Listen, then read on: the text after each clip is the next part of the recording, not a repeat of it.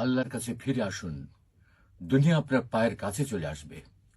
সুপ্রিয় দর্শক, আমরা অনেকেই আছি যারা মনে করি দুনিয়াটা মস্ত বড়, খাওয়া দাওয়া ফুর্তি করো। কেউ কেউ এটাকে অন্যভাবে বলে, life is short, live it up.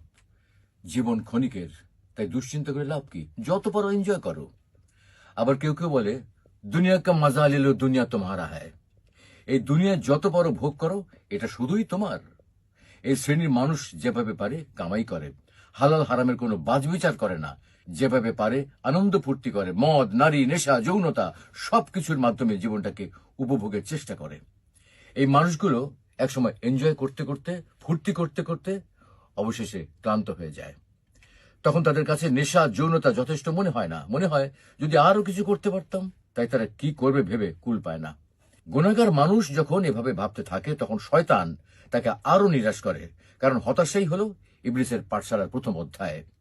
তাহলে চলুন আজ থেকে নারী, নেশা, যৌনতার রঙিন দুনিয়া ছেড়ে, পাপের ঘন কালো আঁধার ছেড়ে ইমানের ঝলমলে রাজপথে চলার দৃঢ় প্রতিজ্ঞা করি। গুনাহের প্রতি দুর্গন্ধময় গলি থেকে ইউটার্ন নিয়ে রবের প্রশান্তিময়, শান্ত, স্নিগ্ধ, সুশোভিত, সুবাসিত পথে হাঁটা ধরি। আল্লাহ রাব্বুল আলামিন আমাদের সকলকে তার কাছে ফিরে আসার তৌফিক দান করুন। অকল্পনীয় জায়গা থেকে আশাতীত পরিমাণে রিজিক লাভ করার তৌফিক দান করুন। আমিন। আচ্ছা, আপনি কত বছর বাঁচবেন? 60 বছর? কি কম হয়ে গেল? আচ্ছা, বড় 70 না হয় 75 বছর। আর যদি খুব লাকি হন তাহলে 80 অথবা তার একটু বেশি। টিক টিক করে কিন্তু সেকেন্ড সময় চলে যাচ্ছে, আর টুক করে হাতে জমে থাকা সব সেকেন্ড শেষ হয়ে যাবে একদিন। একজন মানুষের কাছে যখন কয়েকশো কোটি টাকা থাকে, তখন তাকে টাকার বিলাসিতা মানায়। যার কাছে কয়েকশো টাকা আছে, তাকে কিন্তু টাকার বিলাসিতা মানায় না। আপনার আয়ু যদি কয়েক হাজার বছর হতো, তাহলেই সময়ের বিলাসিতা আপনাকে মানাতো। এত অল্প আয়ুতে মন খারাপ, কষ্ট, পচা ব্যাপার স্যাপার গুলোতে সময় নষ্ট সুযোগ কই? তার চেয়ে বরং ফ্যামিলিকে সময় দিন, ভালো বই পড়ুন, টুক করে বেরিয়ে আসুন চমৎকার কোনো জায়গা থেকে। রাত জেগে আকাশ দেখুন, ভোরের সূর্যোদয় দেখুন, সন্ধ্যায় পাখিরা কিভাবে ঘরে ফেরে সেটা দেখুন, নদীর ঢেউ অনুভব করুন। একটু ভাবুন, আজকের এই দিনটা যদি আপনার অথবা আমার শেষ দিন হয়, তাহলে আপনার আমার পরিবারের কালকে কি হবে? অবশ্যই আল্লাহ দেখবেন, কিন্তু এই পরিবার আর নিজের জন্য যে এত সময় নষ্ট করছি, তার কি হবে? তো আসুন আমরা নিজ ধর্ম পালনের মাধ্যমে সৃষ্টিকর্তাকে রাজি ও খুশি করি। হয়তোবা আজকের দিনটাতে সফল না হলেও পরকালীন জীবন সফল হতে পারে। হে যুবক ভাইয়েরা, আল্লাহকে ভয় করুন। ওই ভয়াবহ দিবসের কথা স্মরণ করুন, যেদিন আপনার জীবনে সব সুখ ও আনন্দ বিলাসকে ধূলিসাৎ করে দেবে। সেই দিনের কথা স্মরণ করুন, যেদিন আপনি হবে নির্জন কবরের একা বাসিন্দা। সেদিনের কথা স্মরণ করুন, যেদিন আপনার সন্তান সন্ততি, স্ত্রী, পরিবার, আত্মীয় স্বজন, পাড়া প্রতিবেশী, ধন সম্পদ, বন্ধু বান্ধব সবকিছু থেকে আপনি বিচ্ছিন্ন হয়ে যাবেন। কবরের সংকীর্ণতা ও ঘুটঘুটে অন্ধকারের কথা কি আপনার একবারও মনে পড়ে না? কবরের বিভীষিকাময় ও ভয়ঙ্কর অবস্থা কি আপনার স্মরণ হয় না? কবরের শাস্তির ভয় কি আপনার অন্তরাত্মা প্রকম্পিত হয় না? মুনকার নাকির ফেরেশতার দয় প্রশ্নের সঠিক জবাব কি আপনি দিতে পারবেন? একথা একবারও কি ভেবেছেন?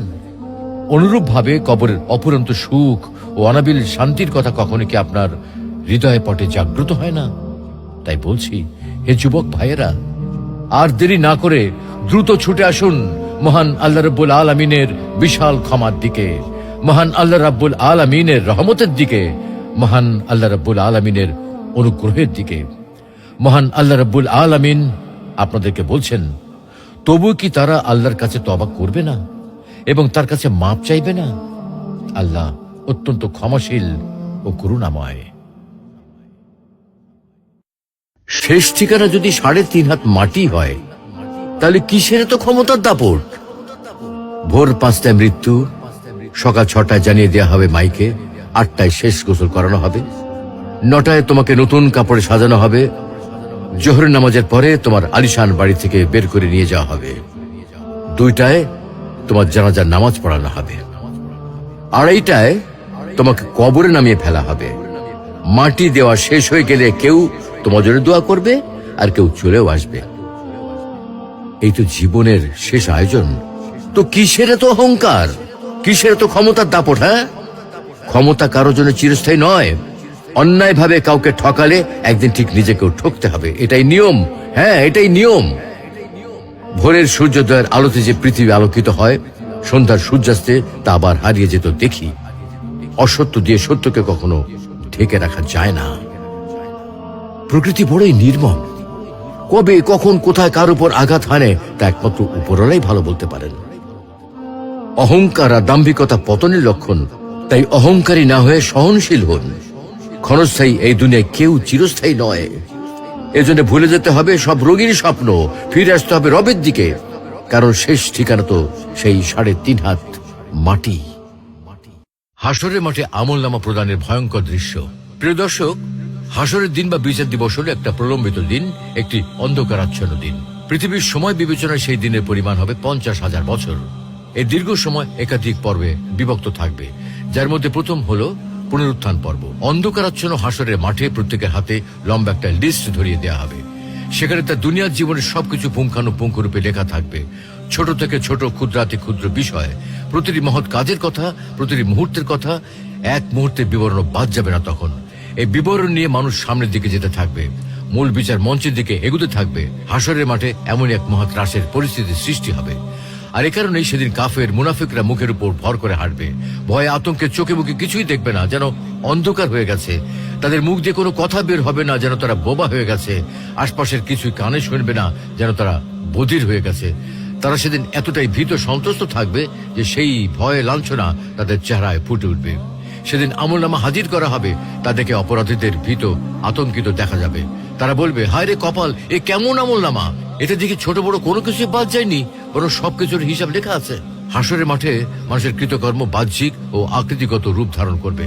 যেমন কোনো কোনো বর্ণনা আছে, যারা জাকাত দেয় না তাদের ধন সম্পদ একটি বড় সাপের আকার ধারণ করে তাদের দংশন করবে এবং বলবে, আমি সেই সম্পদ। আল্লাহ রাব্বুল আলামিন আমাদের সকলকে আসহাবুল হাসানাত দলের অন্তর্ভুক্ত হওয়ার তৌফিক দান করুন।